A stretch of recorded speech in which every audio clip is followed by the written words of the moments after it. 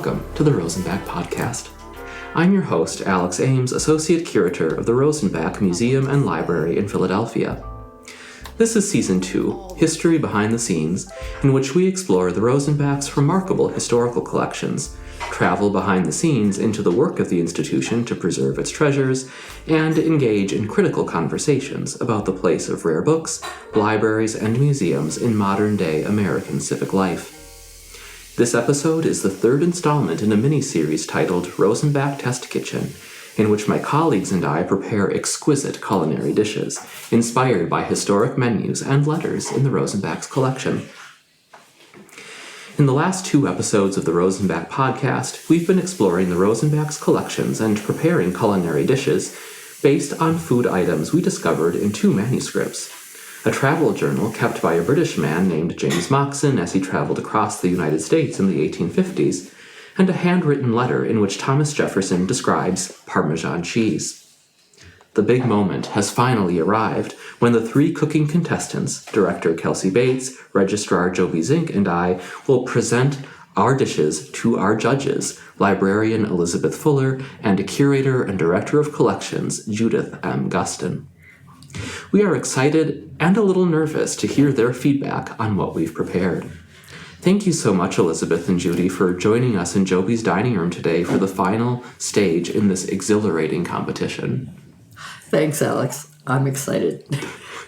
Thanks, Alex. I'm excited and hungry. Oh, same here. And tired, as it were, after a busy afternoon of cooking. Can you 2 walk us through the 5 criteria that you will be using to critique our culinary creations? Sure. Well, we're going to be testing its flavor. Obviously, that's the first thing that you recognize when you start eating. And next we'll think about the texture, how it feels. We want to look at presentation as well to see what it looks like, because, of course, it's another sense that needs to be stimulated by food. And since these come from historical sources, we want to look at the authenticity based on what we know about the dish. Have our chefs tried to reproduce them at least somewhat accurately. And overall, we're going to think about historical interest of this dish. Besides the way it tastes, does it have some, historical meaning that led us to taste it here and make it here today? And what do we have to say about its relevance to our eating today? Great. Well, thank you so much for walking us through those criteria, and I'm actually first up. So let me tell you a little bit about the dish that I've prepared for you. We selected the potage à la julienne from the menu at the Revere House in Boston, and I did a fair amount of historical research to decide how best to prepare the soup for you today. And I will confess I was a little nervous when I got started with this because it's basically a pretty simple vegetable soup. But I chose a modern recipe more than sort of relying on a specific historical recipe for hope of giving it that added flavor and that zest that really makes it exciting. But I'm confident that this is essentially what a 19th century potage à la julienne would look and taste like. So I hope that you enjoy it. Thank you. Well, here goes. Of course, I like anything with a potato in it. Definitely getting celery, which I'm very fond of. Parsley, which is wonderful stuff. Judges, what's the verdict? I really enjoy the flavor. There are a lot of notes of different vegetables come through at different times. So I'm getting a lot of celery, and then, there's a carrot, and parsley in it adds a really nice note. Great. Thank you.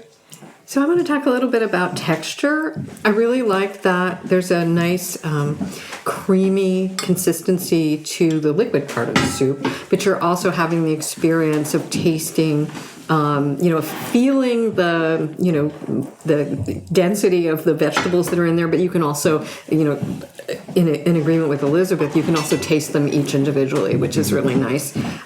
So I think that's, that makes it really quite tasty. So the soup is a success, it sounds like. I think it's a success. Flavors. I mean, the other thing I wanted to note was about the either the authenticity or the historical interest, but I think we need to note that when you're looking at historic recipes, it's really hard to find things that don't have animal products in them, right? Most things have some meat or lard, and so it's really nice to be able to enjoy something that has a connection to history, but that a vegetarian can eat. Sure, absolutely.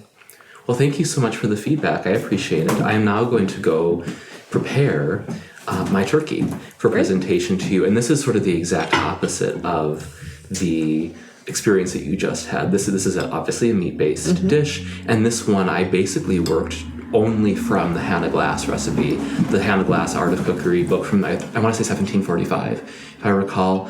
At least the Rosenbach edition. I thought that I was going to have to heavily adapt the recipe to make it work, and I didn't. I mean, it was pretty straightforward, and so I'm very anxious to present this to you in an elegant way, and to follow Hannah Glass's advice of keeping the oyster sauce on the side, because in her words, quote, "everybody don't like oyster sauce." And so I will go prepare the turkey. Flip us a little. Oh, wow. The presentation. Voila! Beautiful. Wow. Turkey. Hold on. That's insane. I feel like I'm in a Rockwell painting. Right. Absolutely.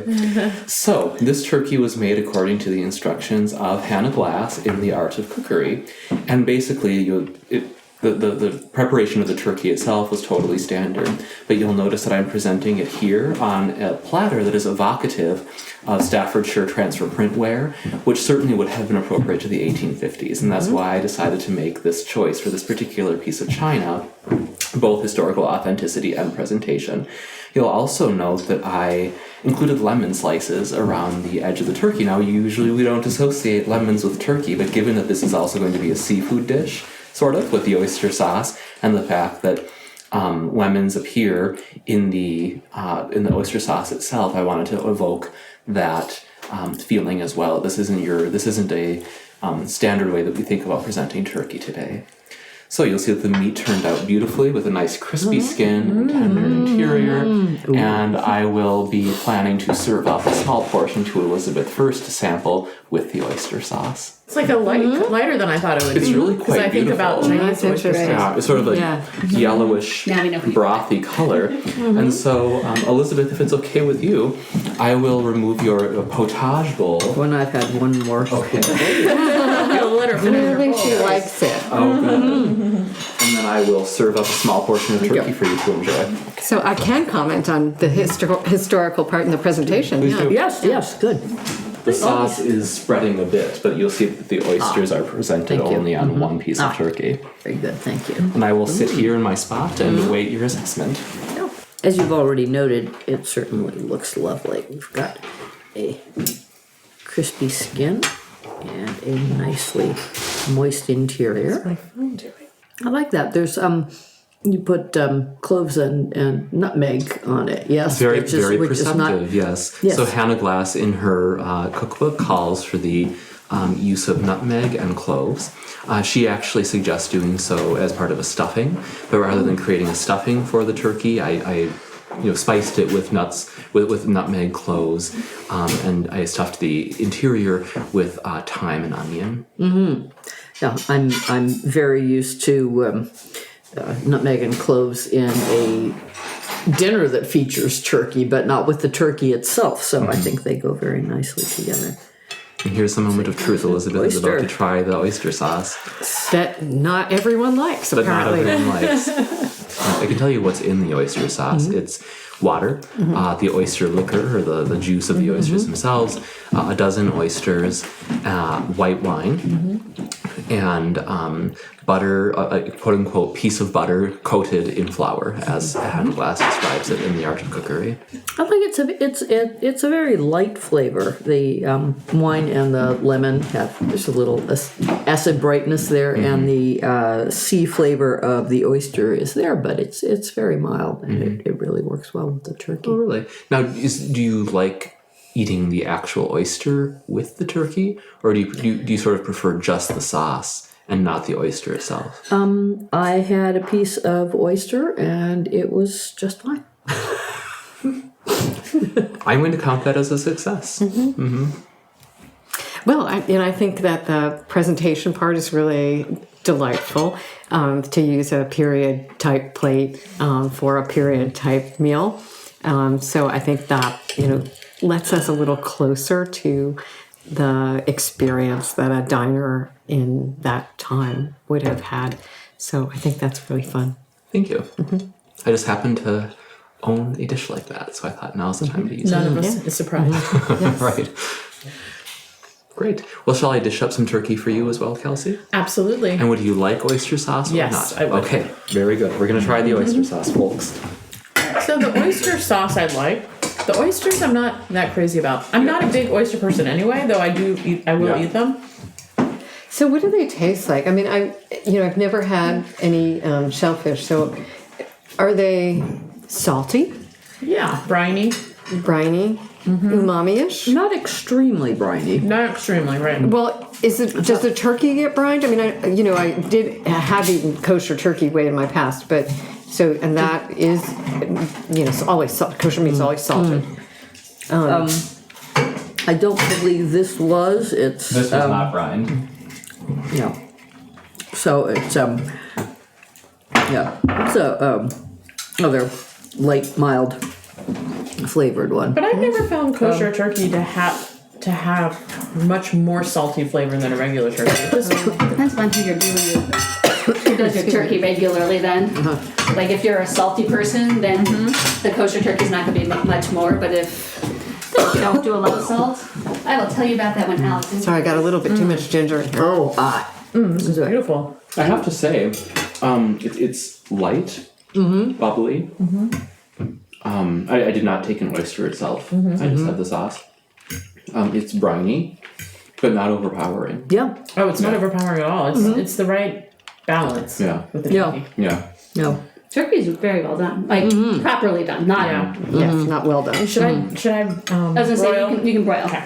Let's move on to our next dish up for critique, which is Jobi's peach julep. Jobi, would you like to tell us a little bit about this beverage? Sure thing. So I did some extensive testing on the peach julep because, as I mentioned earlier, most people are familiar with a mint julep, which is bourbon and simple syrup or sugar and muddled mint over crushed ice in a cold silver cup. But in 1855, they wouldn't be drinking bourbon. It would be rum or brandy or some other spirit of that type. So I did some taste testing and I had a live audience test with me.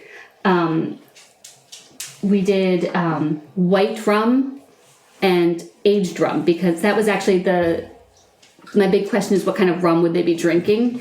And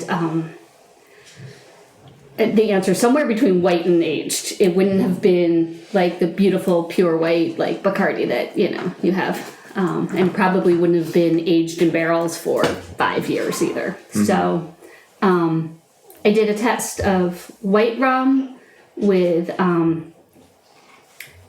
VSOP brandy and peach schnapps, and then I did the aged rum with regular brandy and peach schnapps, all over crushed ice, separate. And I did taste tests with friends and neighbors to find out what people liked.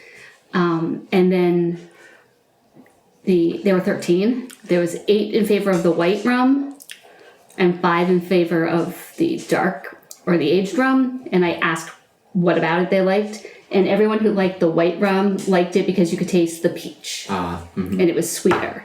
And everyone who liked the aged rum liked it because of the depth of the flavor. It melded and you could taste like spicy notes and stuff. So as I was trying to decide what to make for my judge of the alcoholic variety versus the mocktail variety that I will talk about next, I went with a combo.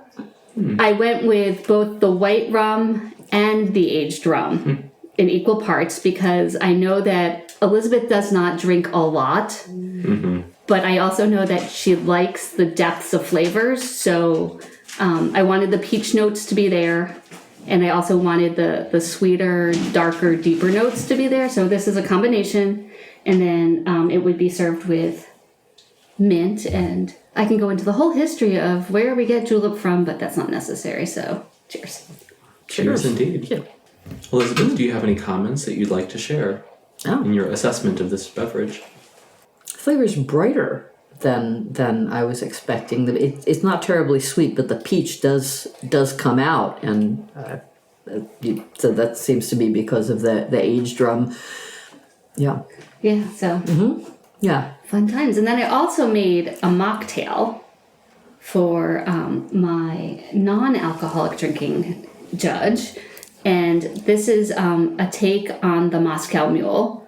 And so ginger beer is just ginger and sugar and some yeast hanging out in a pot or a bowl, in our case, a 5-liter Cambro, on the table for several days. And then I used lime, some crushed mint, muddled mint, some simple syrup. So the only thing that's missing from this making a Moscow Mule would be the vodka, which doesn't have very flavor anyway. So that's what you have. And ginger beer certainly would have been around then, I'm pretty sure. I'm pretty sure that there's actually a recipe for it in the Colonial Spirits cookbook. Well, I want to have some thoughts on the cocktail. It's helpful to understand, what kind of spirits people were drinking, because I think that makes a big difference in getting the sense of what their palates were expecting to taste, right? So I think that was an interesting descent into details of drinking in the 19th century. And also the testing of it. It was a very rigorous approach to the history. Right. Yeah, peer review. I didn't want to drink it all by myself. I'm enjoying it very much. Yeah, I appreciate your inquiring into what rum would have been available and addressing the fact that we don't have the sort of rum they did, but Right. So I mean, the whole thing about a julep is that it's like based on Arabic, meaning like sweet water. So it would have been like rose water to begin with, and then it kind of got adapted, through Europe and over here. And so it was a sweet drink, and it was a sweet, expensive drink because it's served with ice, which was not readily available, and they would have shaved it. Rather than using ye old blender. Well, and I will say, as someone who doesn't drink alcohol, I very much appreciate the fact that you also did produce a mocktail for us. Because how often at parties do you go somewhere and there are all sorts of alcoholic beverages, but then nothing special for those who don't drink alcohol. So Pleasure. thank you for thinking Yes, of that thank you. important issue. My pleasure. Yeah, and I'm happy to see that mocktails have sort of taken up a larger space in restaurants and Yeah. bars. Yeah. And You they're can get a very good mocktail now. yeah. Yes. Didn't used to always be that. And then they're making like non-alcoholic spirits. Like I haven't tried the non-alcoholic gin. I haven't either, but I've definitely thought about it. I've looked at it a lot because there are nights when I don't want to have an alcoholic beverage, but I want the specialness of a fancy drink. Well, every non-alcoholic thing I've ever tasted, whether it's the only one thing I've ever tasted that I actually liked, which was there's a whole bunch of non-alcoholic champagnes, and that's the one thing I miss drinking because I can't drink. So, finding the best non-alcoholic champagne, and a lot of them are pretty passable. I should keep that in mind because that's the one alcohol I don't drink. Is the mac and cheese ready? It is ready. So why don't we do mac and cheese while Jobi is prepping the asparagus with eggs? Kelsey, would you like to give us an overview of the dish that you've made? Yes. So I went, as I suggested previously, I went as far away from Thomas Jefferson as possible. And because his recipe just seemed dull. However, I did stick with some basic traditional mac and cheese techniques. I did start with a roux. I started with a bechamel sauce. I definitely always do that every time I make mac and cheese. I used 3 different kinds of cheeses: Fontina, cheddar, and Parmesan on top. And something that my husband and I do at home is we put cherry tomatoes in our mac and cheese, and sometimes prosciutto, but I left the prosciutto out. And we like the way the tomato is kind of a little surprise of tang there in the midst of the cheese. And I always put the Parmesan on top and broil it so it has a nice crispy top, and that is my favorite part of mac and cheese. So it is very unlike Thomas Jefferson. It is very Southern, except for I don't do breadcrumbs, which is often something that you see a lot, but not my favorite thing. Yeah. Shall we sample? Crust is gorgeous. Yeah, it Yes, really does that's my look favorite good. part. Now, trying to imagine what it would have been like to have vermicelli and then, this cheese that, a lot of people were not familiar with and, how that might have been.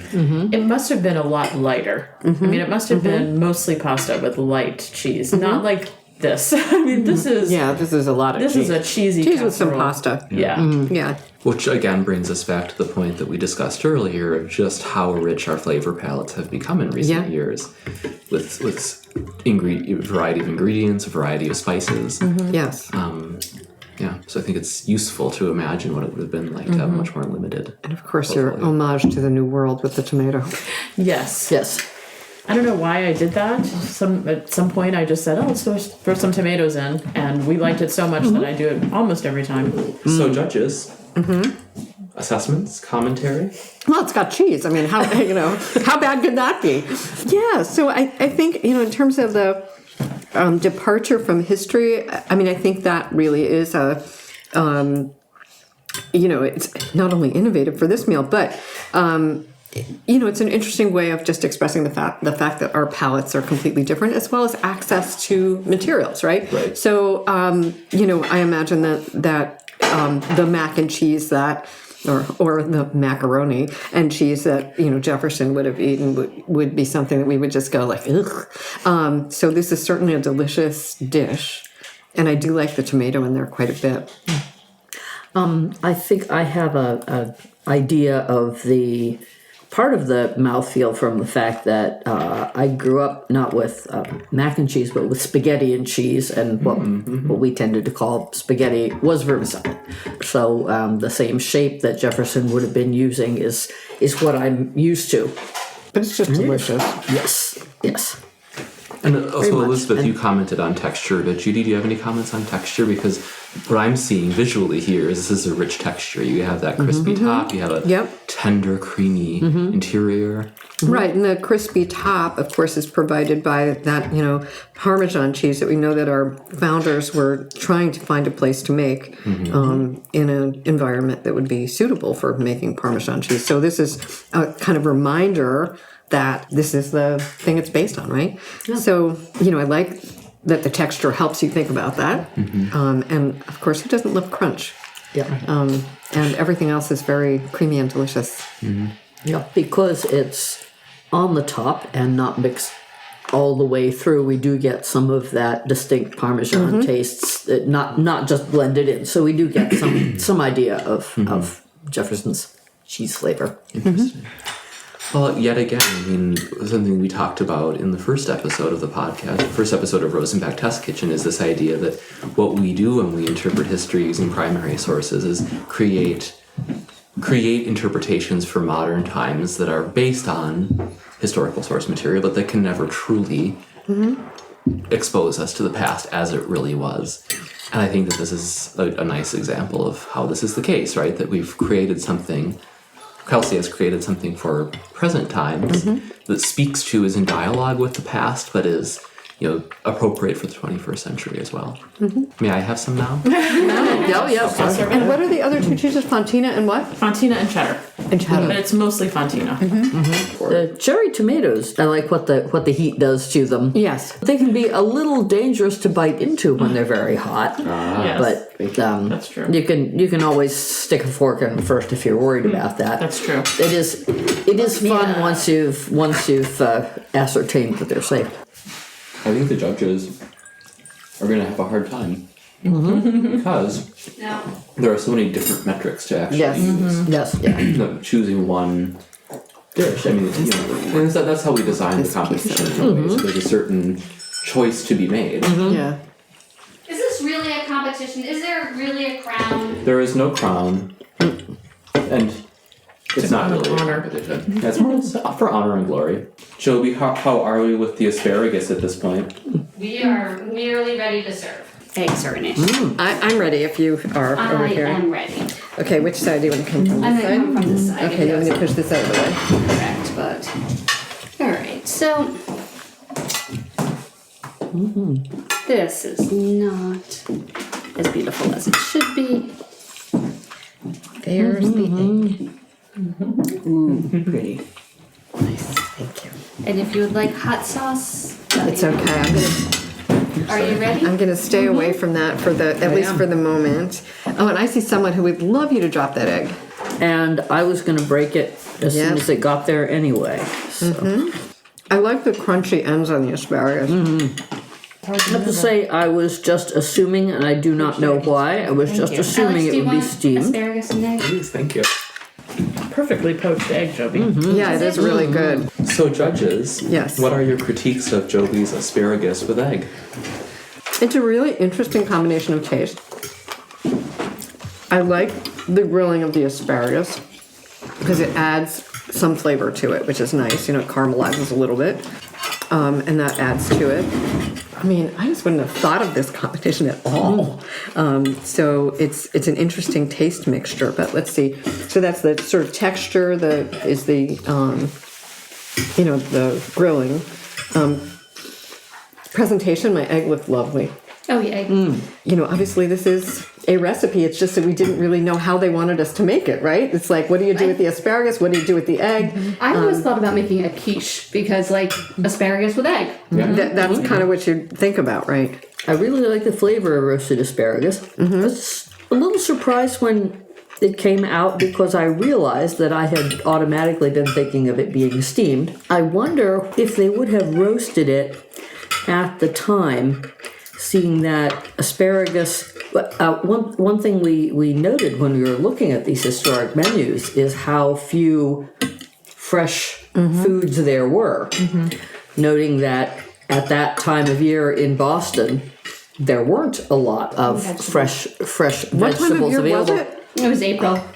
Yeah. Yeah, so probably probably steamed. Yeah, and asparagus you can force indoors, but would I they thought have? asparagus comes up early. Yeah, So, but do you think April's too early? For Boston? don't know. I mean, it's definitely a spring. Yeah, Yeah. It's always like one of the first vegetables at the farmer's market in the spring to go along yeah. with I your don't think it's too early in April. but White or given, green? I hadn't even thought about that. Given that fresh vegetables were a seasonal event and a very special thing, would they have roasted it at the time, or would they have just let it just steamed it and presented probably. close to? I do kind of like the relationship between the asparagus and the egg, both as being sort of spring things, right? Oh yes. So it kind of makes sense to put them together. Yeah. I don't know if that's what they had in mind. I liked it. Yeah. I thought it would. I think the taste is nice. Yeah, the flavors go The together. taste is nice. The really color's nice. I really think it needs sourdough toast right now. It needs toast. Like, because Just to what sop up the egg. like what are you supposed to do with Yeah. soggy? Well, next time I make this I feel like it is a spring brunch menu. well. Yeah. Biscuits with herb biscuits. Send you, I would say biscuits. Yeah, Send you my. and I feel like I probably should have added some thyme to the asparagus also. But Oh, that would have been. I actually had thoughts and plans of doing that, but I forgot to go outside. All right. All right, shall we go to the next? Yeah, I'm gonna go Ice cream ahead. time. Yeah. Go ahead and clear. Well, we'll these clear if Do you you, want to do get. you need help clearing or? Yeah. Let's be sure to get a picture of that Oh, presentation. with more lemon curd on top. Do you want me just to take a still picture? Yeah. Oh, yes. Where did my camera go? My camera keeps moving around Gorgeous. this way. This is so utterly charming. We are not. No, let's just dig in. Here's Yes. the lemon curd. Oh yeah. Presentation is Yes, beautiful. beautiful. We'll note when it comes around to. I pour little mint leaves on mine, which I intentionally did for mine. Oh my gosh, Jobi, it's so good. Yay! Really good. And the description of this from the cookbook was just lemon ice cream. And so actually, Alex, I found a journal from somebody, not in our collection, elsewhere, from roughly this time period, and in it was like Emma's ice cream recipe, and it was pretty much the 2 cups of cream, a cup of sugar, and flavoring. Of either it was like either vanilla or lemon. And that's what this is. It's kind of perfect. It is. It's not. I mean, I find that some modern ice cream is so overpowering in sweetness. This is just delightful. And this is just so creamy, you know? Yeah. Very nice. Yeah. Oh, yum. The lemon curd. Is a nice touch. Nice touch. Very I nice. think it needs a little tea biscuit. Inside. It would be amazing on top. Crystallized violet or rose petal. It's just so creamy. Yeah. It's Yes. so creamy. It's soft, but not too Yeah. soft. Yeah. Yeah. Yum. Yeah. This is the perfect it's- dessert.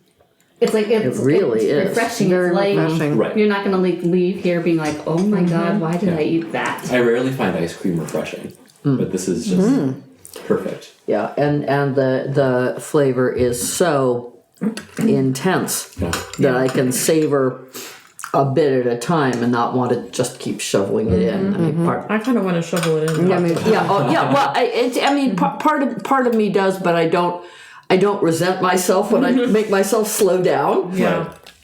Now this is like, you know, the lemon frozen dessert of any kind. So good after a meal. Yeah. You know? So, I'll make this and this again. is good. Yeah, you The should. presentation is just delightful, Yeah. adorable. I feel like I shouldn't be saying all this because I'm not the judge. Well, I think that now the 3 contestants will retire. The judges will have 4 minutes 4 minutes. to make their I decision. think you need to start. Should I, you want me to set my timer? Yeah. Set it for 5 and then we'll walk over there. Okay. And We need to make a spreadsheet. that's why we set it at 4 minutes because no All spreadsheets. And you can make your decisions and call us back, or we'll just come back after the 4-minute period is up. Do you have pens?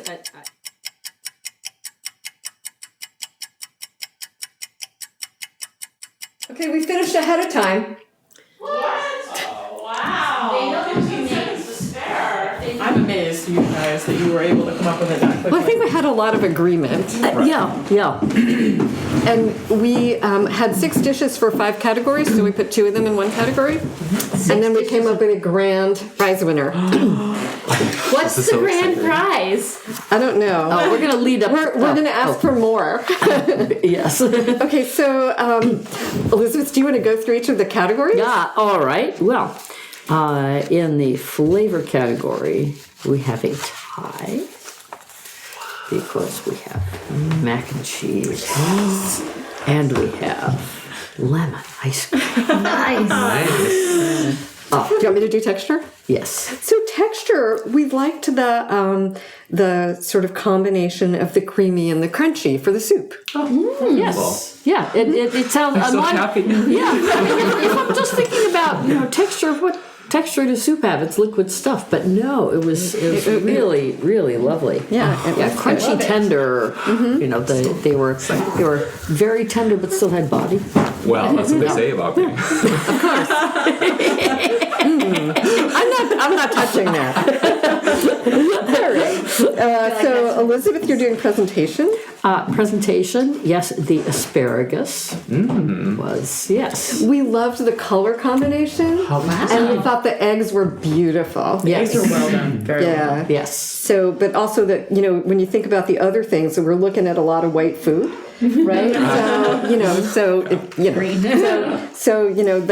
The sort of splash of green was really wonderful. Authenticity, you could probably speak to more than I could, Elizabeth, on this one. Yeah.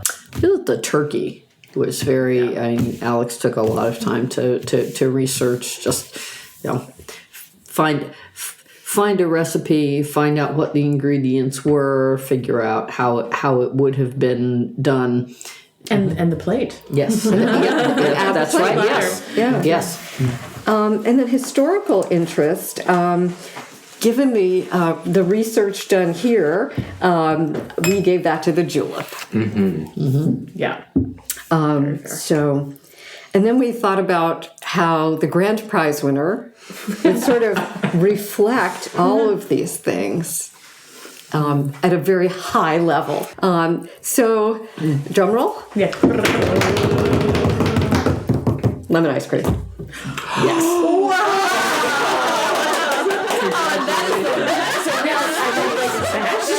Now you want the sash, right? It was somebody else. Oh, thank you. I have to say, as the loser, I agree. I was going to say, I agree. The lemon ice cream was phenomenal. Well, it was historically accurate. It had the presentation elements, you know, and then also the texture, the taste, all of that stuff. So it sort of... I think everything was delicious. Everything was wonderful. The only thing that I would not do again is the oysters in the sauce. Like the sauce itself, I enjoyed, but the oysters themselves were not my favorite. But the sauce was delightful and probably needed the oysters in it too. I see what you're saying. Right. Yeah. So just fish them out, so to speak. And if you have enough people, you're bound to have some people who really like the oysters, and you can really deconstruct it and serve the turkey and the sauce and the oysters. Yeah. It does make one wonder if the oysters were in the stuffing. Yeah. That would be a different yes. experience. Definitely. Yes. Yeah. So, well, with that, I want to thank everyone for participating in Rosenbach Test Kitchen. This has been a wonderful experience in so many ways. First, to dive into our collections in new and unique ways and uncover objects that, probably haven't been thought about heavily in a big way before. I'm sure that these menus, while probably noticed by scholars in the past, haven't been interrogated in quite this way. So that's been really exciting. It's also been fun to think about how we interpret the past for the present, in this case through food, but of course we do that every day at the Rosenbach using other techniques. So this is a good reminder about how we update primary sources and use them in new ways for our current audiences. Third, and certainly not the least of the sort of valuable things that we've been able to do, is work together on a really exciting project. And I think that's been a lot of fun. So thank you all so much for participating in this experience. Thanks for inviting us, Alex. Thanks for inviting us. And thanks, Jobi, for the kitchen. Yes. You're welcome. Yes, thanks for letting us invade your home.